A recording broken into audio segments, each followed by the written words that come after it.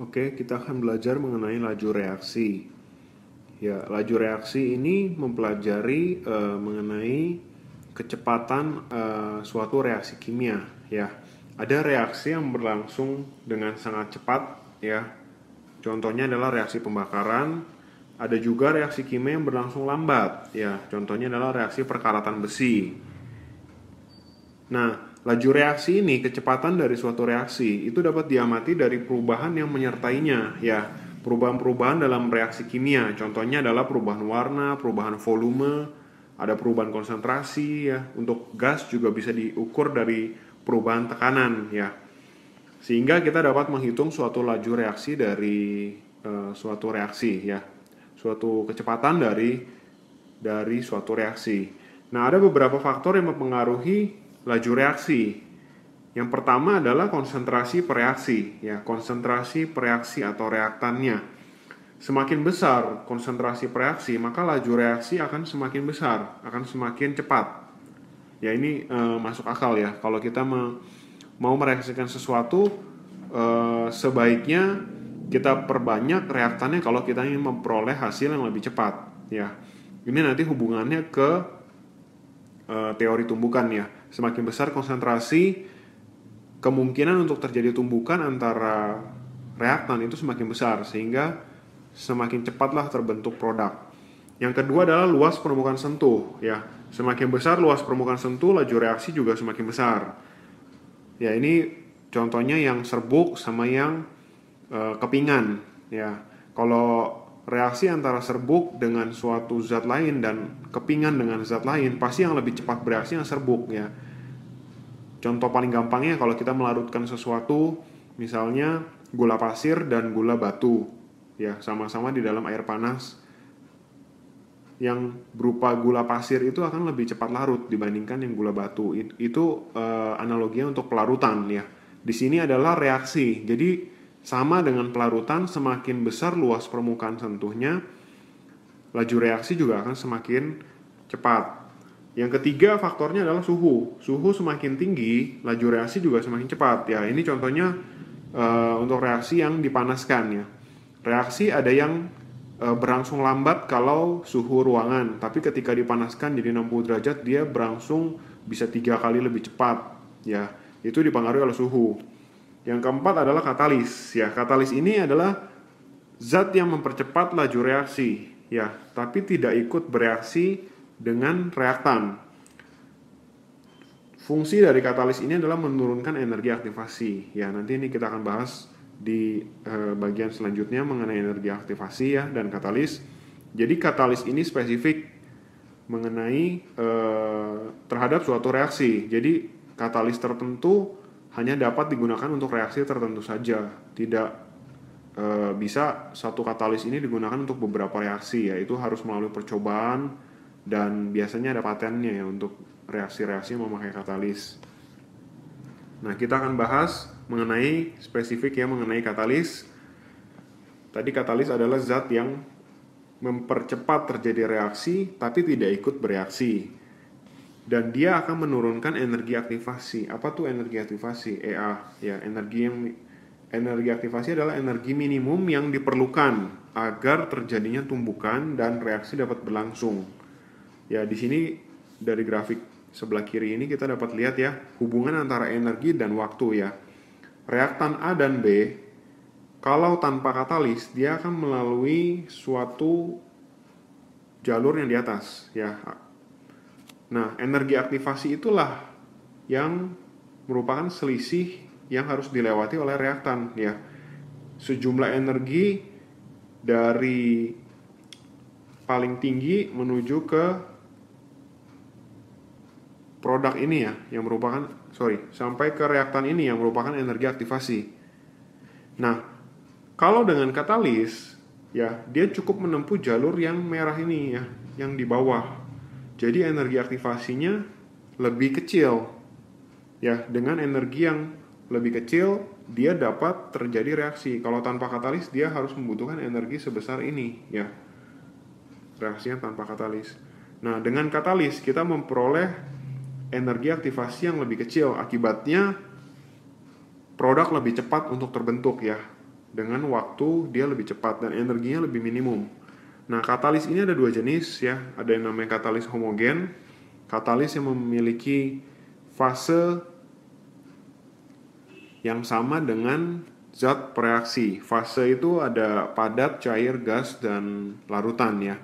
Misalnya reaksi antara C2H12O11 larutan, ini gula tebu ya, direaksikan dengan H2O dengan katalis H2SO4 ya. Ini sama-sama larutan, AQ menghasilkan glukosa ya, C6H12O6 larutan dan C6H11O6 larutan. Jadi fasa katalisnya larutan sama dengan fasa pereaksinya yang mau kita reaksikan ya. Ini reaksi pemecahan gula tebu menjadi glukosa memakai katalis H2SO4. Yang kedua, katalis heterogen berarti fasenya beda ya. Misalnya katalis logam ya, padatan pada reaksi pembentukan amonia, ini gas ya. Nah, reaksinya dalam wujud gas, N2 ditambah 3H2 menghasilkan 2NH3. Nah, katalisnya berupa padatan Fe ya. Ini reaksi yang sangat terkenal ya, pembentukan amonia ya. Ini adalah reaksi kesetimbangan juga, jadi dia harus diatur benar-benar, bukan cuma ditambah katalis tapi juga butuh suhu dan tekanan yang tepat supaya diperoleh NH3 yang sebanyak-banyaknya. Nanti akan kita bahas di bagian mengenai kesetimbangan kimia, bab setelah laju reaksi, karena ini adalah reaksi kesetimbangan. Nah, peran katalis dalam kehidupan sehari-hari dapat kita jumpai pada tubuh kita ya. Dalam tubuh kita itu ada enzim ya. Enzim itu adalah katalis biologis ya, yang ada di dalam tubuh untuk mempercepat terjadinya, contohnya enzim pencernaan ya, akan mempercepat terjadinya pencernaan makanan kita ya, sehingga dapat diserap oleh tubuh kita. Nah, dalam industri ini ada berbagai macam peran katalis. Contohnya yang paling umum adalah proses kontak H2SO4 ya, kemudian proses Haber-Bosch pembuatan amonia memakai katalis sehingga lebih cepat terjadinya produk dan lebih ekonomis secara finance, itu lebih ekonomis ya. Selanjutnya kita akan membahas mengenai teori tumbukan dan konsep laju reaksi ya. Ini baru masuk ke intinya dari bab ini adalah konsep laju reaksi. Laju reaksi itu didefinisikan sebagai pengurangan konsentrasinya reaktan atau pereaksi, atau juga sebagai penambahan produk per satuan waktu. Ya, contohnya di sini ada reaksi magnesium 2Mg ditambah HCl menjadi MgCl2 dan H2. Yang namanya laju reaksi terhadap reaksi yang di atas ini adalah pengurangan konsentrasinya magnesium dalam molaritas dibagi waktu, juga sebagai pengurangan konsentrasi HCl dibagi waktu, atau pertambahan MgCl2 bagi waktu, atau pertambahan konsentrasi H2 terhadap waktu. Jadi di sini memakai konsep stoichiometry ya, konsep mol. Itu harus kalian ulang-ulang kembali mengenai konsep mol ya. Ada massa, ada volume, ada molaritas. Itu dipakai lagi di bab-bab di kelas 11 ini ya. Nah, reaksi antara molekul pereaksi bisa terjadi jika terjadi tumbukan ya. Nah, tumbukan ini harus menyebabkan molekul-molekul tersebut memiliki energi kinetik minimum ya. Supaya terjadi tumbukan, jadi si molekul-molekul itu harus punya energi kinetik minimum ya, yang disebut dengan energi aktivasi. Ya, jadi secara nggak langsung energi aktivasi adalah energi minimal yang dibutuhkan agar tumbukan terjadi ya, agar terjadi tumbukan. Biasanya supaya terjadi tumbukan ya kita butuhnya adalah energi kinetik ya. Nah, di sini ada contoh, kalau konsentrasinya kecil pasti kemungkinan bertumbukannya juga kecil, tapi kalau konsentrasi besar kemungkinan tumbukan itu akan semakin sering ya, sehingga lebih besar kemungkinannya terjadi reaksi antara reaktan dan reaktan sehingga produknya lebih cepat terjadi. Nah, ada dua jenis reaksi ya yang sudah kita bahas sebelumnya di bagian termokimia, exotherm dan endotherm. Nah, ini ada grafik yang berbeda ya. Exotherm adalah reaksi yang melepas kalor ya, delta H-nya adalah negatif. Nah, ini adalah contoh gambarnya. Reaktannya ini di atasnya produk ya, karena kan delta H adalah produk dikurang reaktan ya. Delta H produknya misalnya di sini 100, nah si reaktannya di sini misalnya 300 joule, berarti delta H-nya minus 200. Nah, energi aktivasi itu adalah energi yang dibutuhkan si preaksi ya. Reaktannya ini mulai dari start awal 300, dia harus melewati suatu energi kinetik minimum, katakanlah di sini 1000 ya. Jadi dia harus mempunyai 700 joule energi sehingga dia dapat bereaksi menjadi produk ya. Nah, ini adalah contoh reaksi eksoterm. Sebelah kanan ini adalah contoh reaksi yang endoterm ya, yang menyerap kalor. Delta H-nya positif sehingga reaktannya ini di bawah produk ya, produknya lebih di atas. Jadi contohnya kalau di sini produknya 300 joule, reaktannya di sini 100, maka delta H-nya 300 kurang 100 ya, plus 200. Energi aktivasi itu energi yang dibutuhkan dari reaktan menuju ke titik puncaknya ya. Ini adalah katakanlah 1000, jadi dia harus melalui 900 ya, dari 100 ke 1000 dia butuh 900 joule supaya bisa terbentuklah si hasil reaksi. Nah, kemudian kita akan bahas mengenai persamaan laju reaksi dan orde reaksi ya, persamaan laju reaksi dan orde reaksi. Jadi laju reaksi selain didefinisikan sebagai pengurangan reaktan terhadap waktu atau penambahan produk terhadap waktu, dia dapat dibuat suatu persamaan ya, yang menggambarkan hubungan kuantitatif antara laju reaksi dengan konsentrasi reaktan. Jadi ingat ya, laju reaksi itu hanya tergantung dari reaktan, konsentrasi reaktan.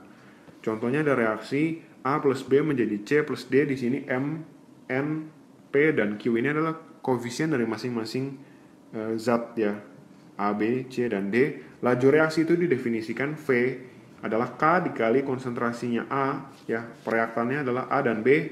A dipangkatkan suatu konstanta X ya, dan B dipangkatkan konstanta Y ya. X dan Y ya, X dan Y ini yang dinamakan orde reaksi ya. X adalah orde terhadap A, Y adalah orde reaksi terhadap B. Nah, K itu adalah tetapan laju reaksi yang didapat dari hasil percobaan ya, tergantung dari jenis reaktan dan suhu ya. Tiap reaksi ini memiliki nilai K yang tertentu ya, jadi dia tergantung dari hasil percobaan. X plus Y itu dibilang adalah reaksi orde reaksi total ya. Jadi persamaan laju reaksi ini hanya dapat ditentukan melalui hasil percobaan ya, bukan dari persamaan reaksi. Jadi nggak boleh langsung dianggap koefisiennya reaktan itu mewakili orde reaksi. Memang kadangkala orde reaksi sama dengan koefisien reaktan, tapi itu kebetulan. Biasanya X dan Y ini kita peroleh dari hasil percobaan ya.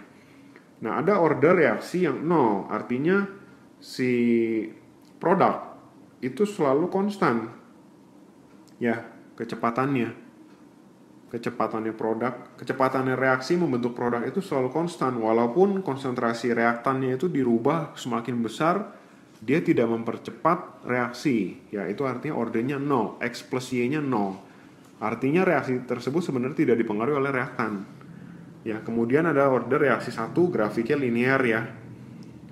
Semakin besar konsentrasi reaktan, di sini katakanlah reaktannya A, V-nya juga semakin cepat dan dia berbanding lurus. Nah, kalau orde reaksi 2, dia grafiknya itu seperti fungsi kuadrat ya. Semakin besar konsentrasinya reaktan, V-nya ini ada suatu titik dia akan semakin tinggi, tidak berbanding lurus, tapi dia berbanding seperti fungsi kuadrat. Untuk lebih jelasnya nanti di contoh soal kita akan bahas satu persatu.